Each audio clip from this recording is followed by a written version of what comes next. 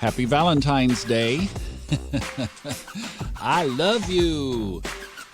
I love you for listening. Thank you so much. I appreciate it. And it is February 14th, 2020. And we have a Valentine's chart that I've been just looking at for most of yesterday, and I'm still like, okay, Thomas, you got to do the podcast, so let's just roll with what's there. Those of you who caught last Friday's episode, if you remember, I said that the moon was trine Venus and that it looked like it almost was a better Valentine's astrological chart than what this one was going to be. And for those of you who might have taken advantage of that and done something with your special love on last Friday, you might have been a winner. Because the more I'm looking at this chart, the more I'm just agreeing with myself that, wow, this thing is a difficult chart for Valentine's Day, especially when it comes to the topic of love. So I thought what we would do is pick apart why, and with this we're going to go on somewhat of a deep dive into astrology, because there's this concept that most astrologers just don't talk about. And what it is, and this is exactly where Venus is today. I'm sorry, as they say, I can't make this stuff up. This is where it fell.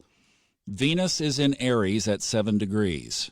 Now, right there, and we've talked about this, Venus is in detriment in Aries because Libra is the opposite sign on the chart from Aries, and Venus rules Libra. Therefore, when it comes over all the way around the chart to its opposite, it ain't happy.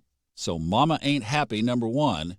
Number two, the north and south nodes of the moon are at 7 degrees Cancer and Capricorn, respectively. 7, 7, 7, okay? So Venus is at an exact square to the nodes of the moon. And this is what I don't hear a lot of people talking about. It's called the bend of the nodes, or the bending of the nodes. And what you do, so here's an astrology thing that even if you have not used this technique in your own practice of astrology or your own observations of astrology, it's one worth noting. There are only a couple of articles about it. Astro.com has one, and it quotes a couple of articles that were published in the Mountain Astrologer, written by Cathy Allen, and they describe the bending of the nodes. And Cathy Allen evidently is the one writer out there with exposure who has the most information on this. But basically, there's the north and south bending of the node. Now, how do you calculate whether it's the north or south? So you find the north node, okay, for our example is in Cancer. And then you find the planet or planets that are at a square. And in some rare cases, you'll have a square on one side of the axis and a square on the other side of the axis. So it creates a grand cross involving bending of the nodes. How about that?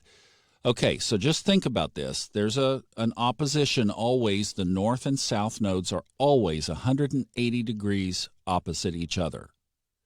Now what we're doing is so there's a line, right? You always can draw a line in the chart of that opposition. So to determine which side of that line it's on, you start with the north node and you go clockwise. Okay, so let's make this visual. Think of the north node up at the 12 o'clock position on the clock face. That means the south node is down at 6 o'clock. So if you go clockwise and you come to 3 o'clock and you see a planet there, that is called the south bending of the node. If you go on down to 6 o'clock, there's the south node, and you come across to 9 o'clock, that planet is considered the north bending of the node.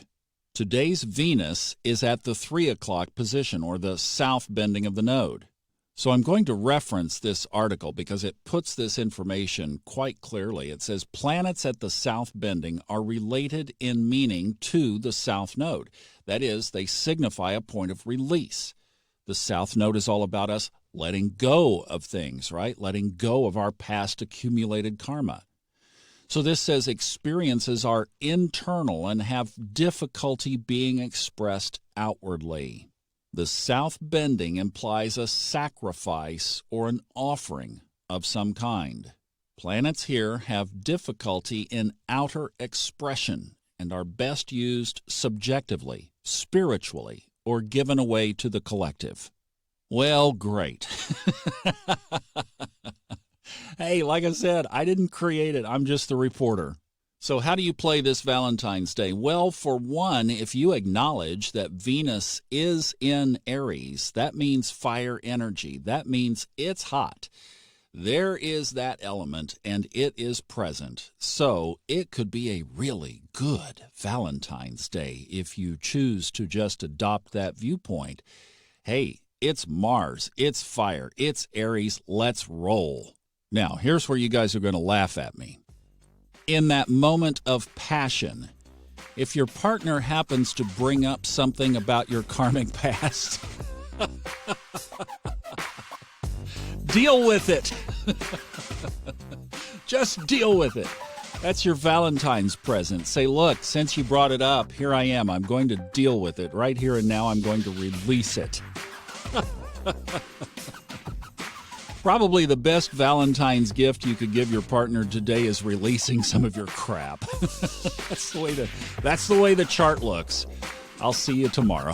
Have a good one. We got Mercury retrograde countdown from here on out, and that's Sunday evening. So we will definitely do podcasts over the weekend. Have a happy Valentine's Day. I love you for listening. Bye-bye.